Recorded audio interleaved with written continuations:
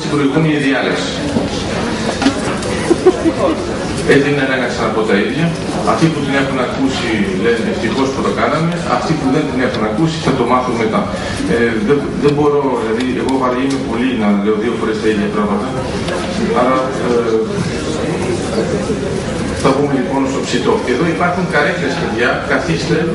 Δηλαδή ξέρω ότι θα κάνετε μετά κινήσεις μπράουν. Καθίστε, αφού δεν άρχισε ακόμα. Λοιπόν,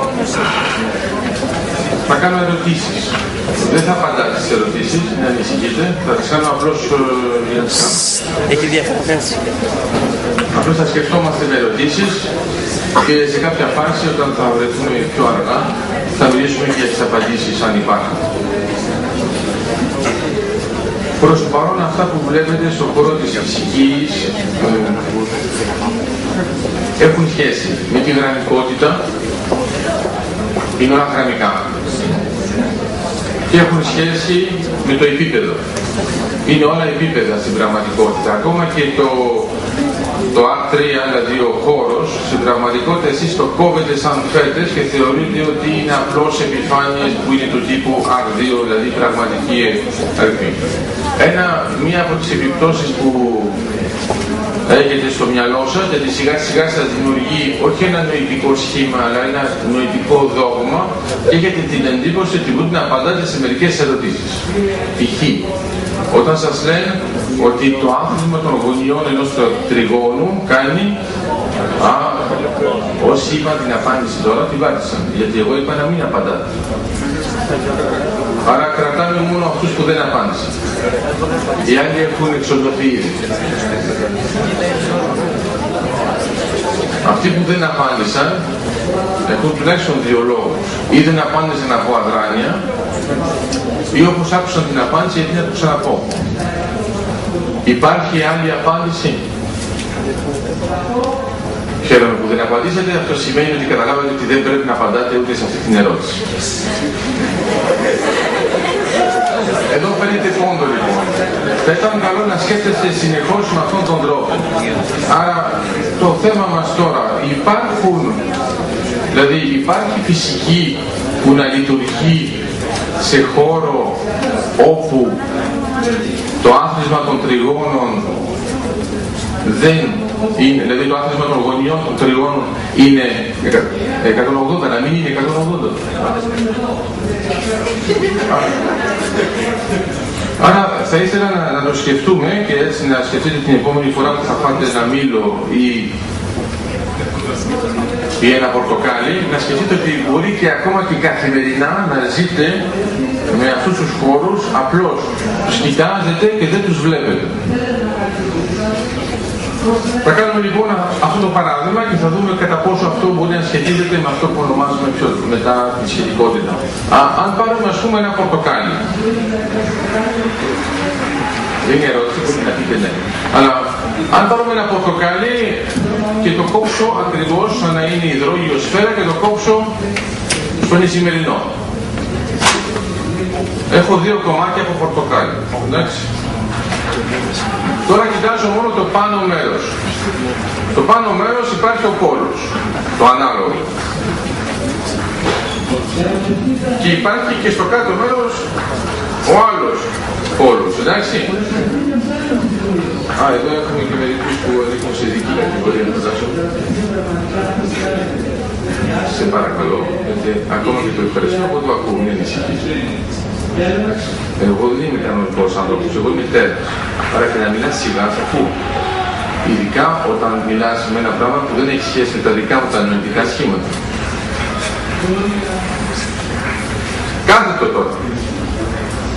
Συμφωνούμε ότι υπάρχει κάθετο. Έτσι μπράβο. Συμφωνούμε λοιπόν ότι υπάρχει κάθετο επίπεδο σε σχέση με το οριζόντιο. Προσέξτε γιατί, ξέρετε, όταν δίνετε το δάχτυλο σε ανθρώπους σαν εμένα, μετά πάει εδώ.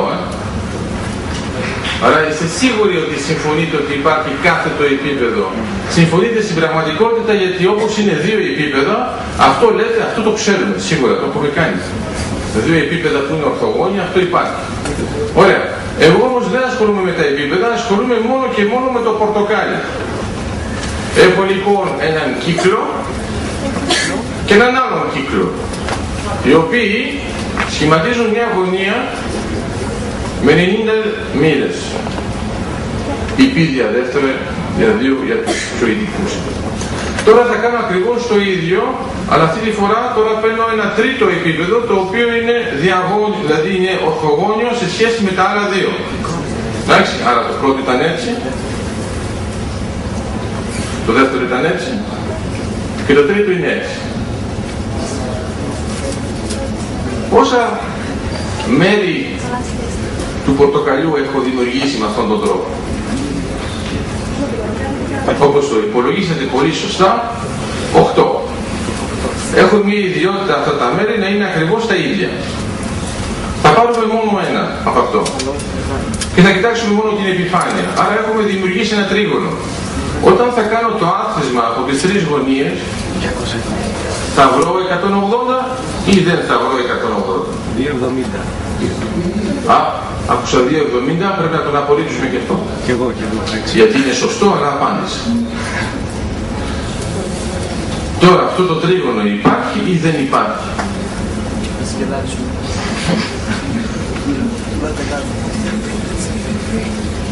Δηλαδή στην αρχή λέγαμε ότι όλα τα τρίγωνα θα κάνουμε το άθροισμα, κάνουν 180.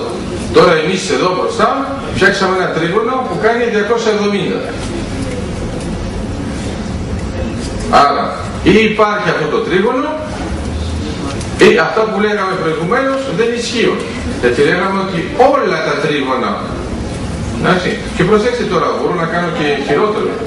Μπορώ να κάνω με τις δύο επιφάνειες, εντάξει, τα δύο επίπεδα, μετά μπορώ να μετακινήσω το τρίτο επίπεδο και να βρω οποιαδήποτε μοίρα μετά το 180 μέχρι να φτάσω, θα τον κατεβάσουμε στον Ισημερινό.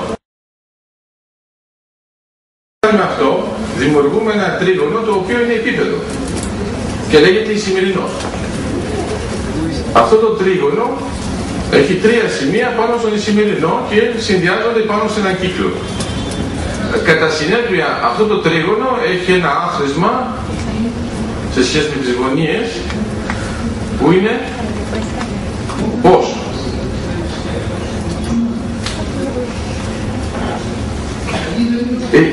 Είναι στην πραγματικότητα 3 φορές μεγαλύτερο από αυτό που νομίζατε ότι ισχύει πάντα.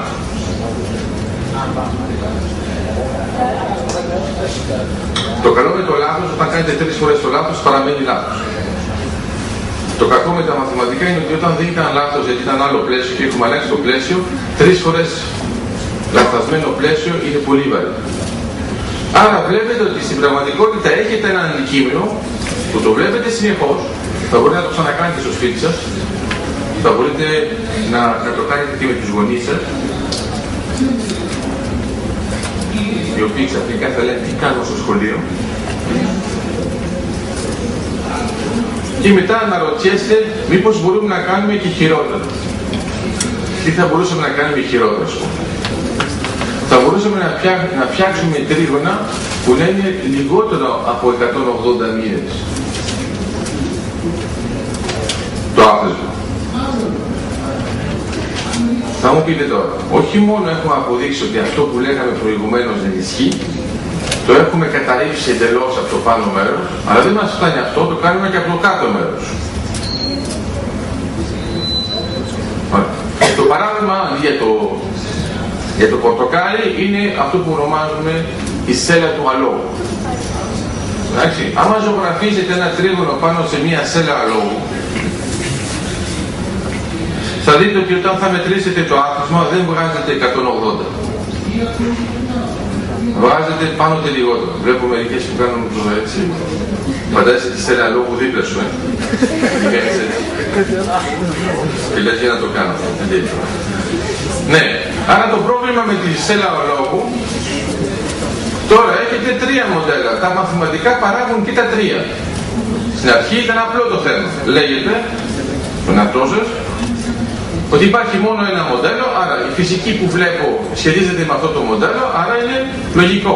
Τώρα εγώ κάνω την άλλη ερώτηση. Τώρα εφόσον έχουμε 3 μοντέλα, Ποιος συμβαδίζει με τη φυσική?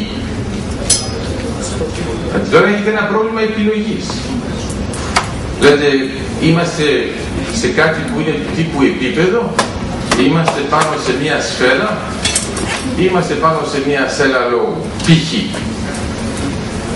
Προηγουμένως ακούσατε μια ωραία διάλεξη που στην πραγματικότητα σας κορόιδεψε όλους, χωρίς να σας το πει, εγώ σας κοροϊδεύω, σας το λέω όμως. Όχι, έχει μεγάλη σημασία η διαφορά. Στην πραγματικότητα σας έδειχνε μόνο και μόνο εικόνες που σχετίζονται με το πορτοκάλι. Δεν αναρωτηθήκατε ποτέ σε αυτές τις εικόνες, άμα εγώ έβαζα ένα τρίγωνο, θα ήταν αυτό που ήξερα εγώ? Όταν σας έλεγε ότι ο αστέρας μικραίνει, εσείς νιώσατε ότι είναι μικραίνει με την έννοια που ξέρετε. Άμα σας πω, ας πούμε, ότι ένα τρίγωνο μικραίνει και σιγά σιγά το άθλημα των γωνιών πάει στο 180, θα μου πείτε εσάς τι μικραίνει δηλαδή? Αφού πρώτα απ' όλα δεν υπάρχει. Δεν υπάρχει. Είναι μεγαλύτερο, μετά μικραίνει και γίνεται πραγματικό. Τώρα έχουμε λοιπόν τρία μοντέλα. Σε αυτά τα τρία μοντέλα, για να το υπενθυμίσουμε και λίγο ιστορικά, το πιο παλιό μοντέλο είναι το επίπεδο. Είναι ο Ευκλήδης. Κάθε φορά που λέτε το άθροισμα των γωνιών ενός τριγώνου κάνει 180, πρέπει να βάζετε στο τέλος στον ευκλήδιο χώρο. Αλλιώς είναι λάθος αυτή η φράση, γιατί δεν προσδιορίζεται πού. Αν είναι τύπου πορτοκάλι, θα είναι χώρος του Ρίμαν, Γερμανός μαθηματικός. Αν είναι του τύπου σέλα λόγου, θα είναι χώρος του Λομπατσέφσκι, Ρώσος μαθηματικός. Τώρα βλέπετε ότι σιγά σιγά τα μαθηματικά μοντέλα δεν ανατρέπουν το ένα το άλλο. Δημιουργούν όμως πολλά μοντέλα. Ο φυσικός έχει ένα άλλο πρόβλημα, είναι πώς να επιλέξει το μοντέλο. Άρα τώρα ξαναμπαίνουμε σε ένα άλλο πλαίσιο. Όταν θα ξανακοιτάξετε ένα τρίγωνο, θα πρέπει να το μετρήσετε πραγματικά. Και αν βρείτε 180, τότε θα ξέρετε ότι θα πάτε σε ένα μοντέλο. Αν βρείτε παραπάνω θα πάτε σε άλλο. Αν βρείτε παρακάτω θα βρείτε σε άλλο. Εδώ βλέπετε ότι ενώ είναι μαθηματικά, θεωρητικά τα μοντέλα, πιέζει τον φυσικό να παράγει ένα πείραμα.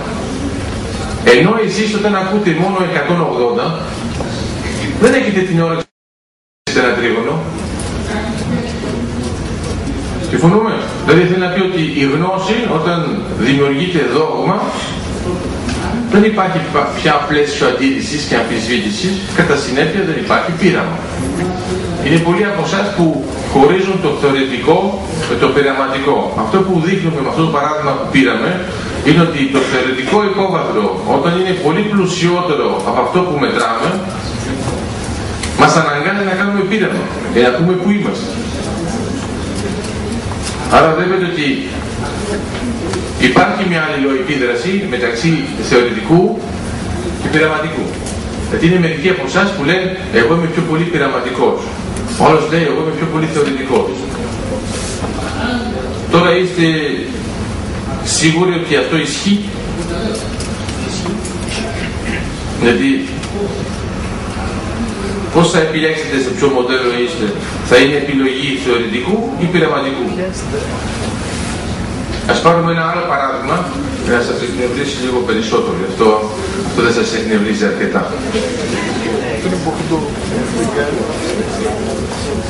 Είδατε ξανά τον ήλιο. Εντάξει, άρα είναι μια κανονική σφαίρα. Προς το παρόν όταν κοιτάζετε τον ήλιο βλέπετε ότι εκπέμπει φως. Ως εδώ όλα καλά. Ας υποθέσουμε τώρα ότι ξαφνικά σβήνουμε τον ήλιο. Αφήνουμε τη μάζα του, αλλά σβήνουμε τον ήλιο. Θα το αντιληφθούμε εδώ?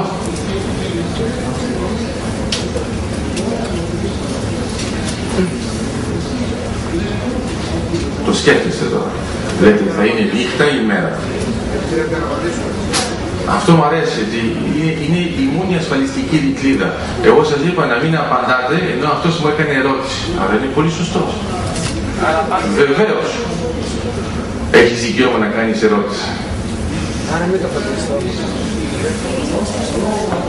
Για να δούμε τώρα πώς θα το εκφράσεις. Θα ήταν σωστά να λέγαμε ότι δεν θα το αντιληφθούμε καθώς το πώς χρειάζεται δύο χρόνια. Είδατε που προσαρμόστηκε. Εντάξει, δεν μου δίνει. Όχι, έχεις δικαίωμα, έχεις δίκιο εδώ. Έχεις δίκιο. Είναι πολλοί από εσάς που δεν θα σκεφτόταν πρώτον ούτε καν πώς να δώσουν την απάντηση χωρίς να δώσουν απάντηση και ούτε καν να βρουν πώς να δώσουν τη δεύτερη απάντηση δίνοντας μια ερώτηση. Εγώ δεν σας είπα ότι θα απαντήσω ή μάλλον σας είπα ότι τις απαντήσεις θα τις κάνουμε μετά. Αλλά μ' άρεσε η ερώτησή σου. Αλλά πρόσεξε.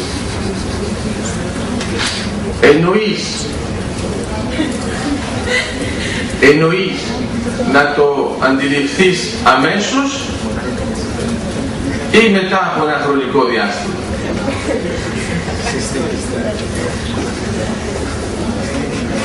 Αν δεν γνωρίζετε παραπάνω. Μισή ώρα. Ναι, όχι, δεν έχουμε μισή ώρα, έχουμε 25 λεπτά και μου λένε διακριτικά ότι έχουμε ακόμα μόνο 5. Φαντάζομαι ότι ο τόνος είναι το λεπτό. Ναι, φοβήθηκα. Λοιπόν, άρα έχουμε 5 λεπτά για να αλλάξουμε τις φωτιές. Στην πραγματικότητα θα αντιληφθείτε ότι θα αντιληφθούμε ότι ο ήλιος έσβησε μετά από πάνω κάτω 8 λεπτά. Αυτό είσαστε όλοι ευχαριστημένοι γιατί το ξέρετε. Άρα θα μου πείτε πώς μας εκνεύρισε αυτό το πράγμα. Δεν μας εκνεύρισε. Όχι, δεν απαντάω. Δεν απαντάω γιατί δεν ήταν αυτή η ερώτηση η πραγματική. Τώρα θα την κάνω. Αλλά μου αρέσει αυτή η αντιδραστικότητα. Σιγά σιγά μπορεί να μετατραπεί σε αντίσταση. Τώρα δεν θα σβήσω το φως.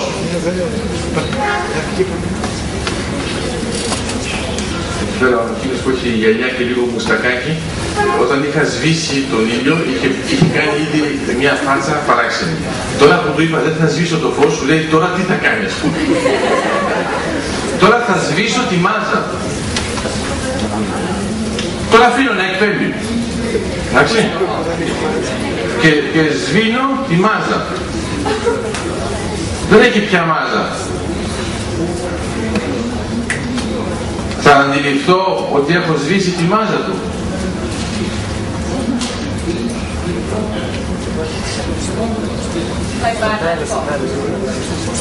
Ναι, μπορούμε να απαντήσουμε. Αυτό είναι καλή μίμηση.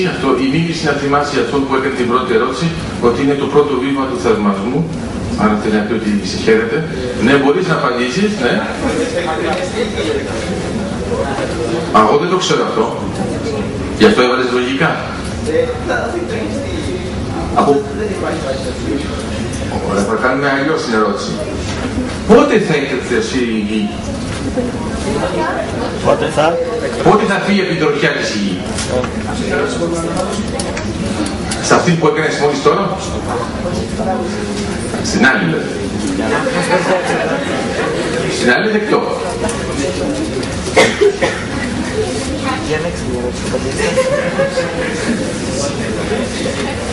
Ναι, εντάξει, έχει δίκιο.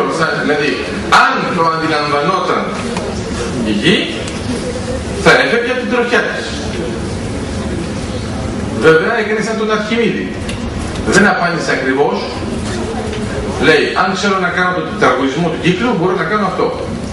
Βέβαια, όταν μετά ανακαλύψω ότι δεν μπορούμε να κάνουμε αυτό, ξέρω ότι δεν μπορούμε να κάνουμε ούτε το άλλο. Αλλά δεν έκανε λάθος. Ο Αρχιμίδης ήταν ο μόνος μαθηματικός, για να μην πω ο μόνος άνθρωπος της αρχαιότητας που δεν έκανε λάθος πάνω στον τετραγωνισμό του κύκλου. Όλοι οι άλλοι το έκαναν και νόμιζαν ότι το βρήκαν. Άρα, στην πραγματικότητα η ερώτηση που σας κάνω είναι με ποια ταχύτητα πηγαίνει η βαρύτητα?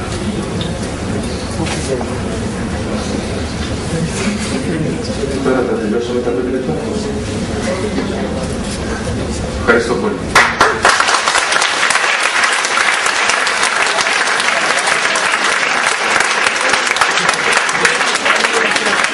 στην πραγματικότητα, προς το παρόν, η φυσική στο τόπο δεν ξέρει να απαντήσει αυτό.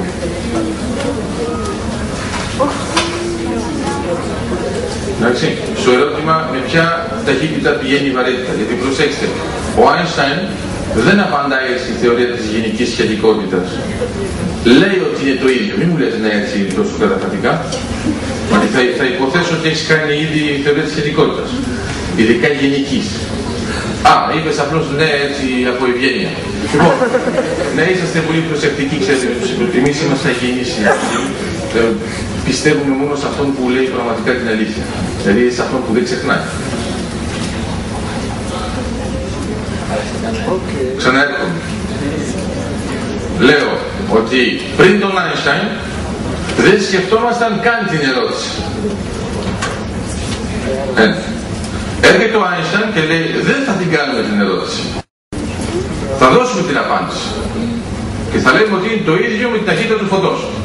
Δηλαδή θα σας λέει ο Άινστάιν ότι στην πραγματικότητα σε γύρω στα 8 λεπτά θα καταλάβει η γη ότι δεν υπάρχει πια ήλιος και θα φύγει. Τώρα όμως, όταν κάνουμε πιο εξελιγμένες θεωρίες που έχουμε διάφορες επιλογές, στις θεωρίες υπερχορδών έχουμε δικαίωμα να φτιάξουμε θεωρίες που η ταχύτητα της βαρύτητας είναι πιο κάτω από τη ταχύτητα του φωτός, η ταχύτητα είναι ακριβώς η ίδια και η ταχύτητα είναι πιο πάνω. Τώρα ξανά έχετε ένα πρόβλημα τώρα. Λέτε τώρα σε ποιο μοντέλο ζούμε εμείς. Και ξαφνικά, από το 2006 υπάρχουν πια πειράματα που μετράνε την ταχύτητα της βαρύτητας σε σχέση με την ταχύτητα του φωτός. Δηλαδή είναι ένα πράγμα που σας φαίνεται εντελώς αυτονόητο. Κρατάω αυτό, ανοίγω τα δάχτυλα, φοβάστε. Δώστε ένα πράγμα, λέω. Με ποια ταχύτητα το ποτήρι θα καταλάβει ότι εγώ έχω ανοίξει τα δάχτυλα. Προσέξτε το στιγμιαίο. Γιατί το στιγμιαίο θέλει να πει ότι η ταχύτητα της βαρύτητας θα ήταν άπειρη.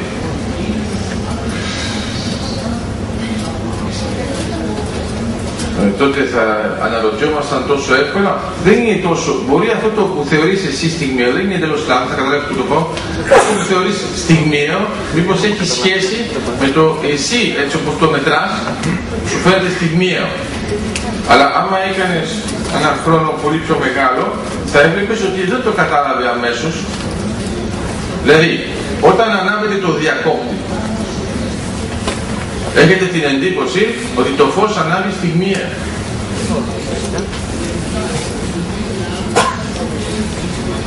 Ενώ ξέρετε ότι δεν μπορεί να ανάψει στιγμιαία. Εντάξει, άμα αυτό είναι μια πηγή φωτός, την κρύβου, την αποκαλύπτει. Πόση ώρα κάνετε για να το αντιληφθείτε. Θα έχει συντάσει να λες πάλι στιγμιαίο. Στην πραγματικότητα κάνεις ένα χρόνο εδώ, αλλά είναι τόσο μικρός που σου δίνει την εντύπωση ότι είναι στιγμιαίο. Εντάξει. Άρα να είσαστε πολύ προσεκτικοί με τις εντυπώσεις. Άρα έκανα αυτά τα δύο παραδείγματα για να καταλάβετε ότι σε πράγματα που ξέρετε απόλυτα, τύπου 180, όταν βάζουμε και ένα πράγματα που ξέρετε τώρα και απόλυτα και αυτά, μετά έχετε ένα πρόβλημα επιλογής πιο απόλυτο να πάρετε. Όταν είμαστε στη φυσική, έχουμε τα ίδια προβλήματα συνεχώς. Δηλαδή, ο πρωτοπόρος στη φυσική, ο φυσικός, ο πραγματικός φυσικός, ο επαναστατικός φυσικός, είναι αυτός που φέρνει το αδιανόητο στο πλαίσιο της ουτοπίας. Μετά οι άλλοι φυσικοί προσπαθούν αυτή την ουτοπία να τη μετατρέψουν σε πραγματικότητα. Και μετά, εφόσον είναι πραγματικότητα, μερικοί το υλοποιούν. Αλλά το πρώτο βήμα είναι να πετύχετε κάτι που εσείς θα πείτε στην αρχή, αυτό με τίποτα δεν γίνεται. Αλλά προσέξτε, όταν λέτε αυτό με τίποτα δεν γίνεται, θέλει να πει ότι το σκεφτήκατε. Άρα δεν είναι πια αδιανόητο. Είναι ένα μεγάλο βήμα. Ναι. Τι όμως με ταχύτητα τρέχει. Είναι ακριβώς το ίδιο με το φως. Εντάξει.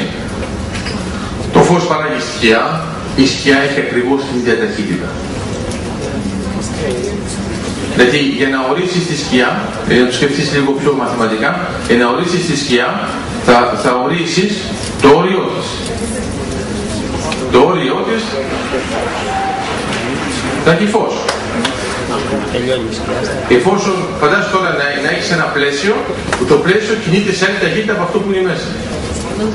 Δεν θα έχει να πιάσει αυτό το πλαίσιο. Άρα σου απαντάει ήδη το φως. Ελπίζω να μην επισκίασα τη σκέψη σου με το φως. Ναι.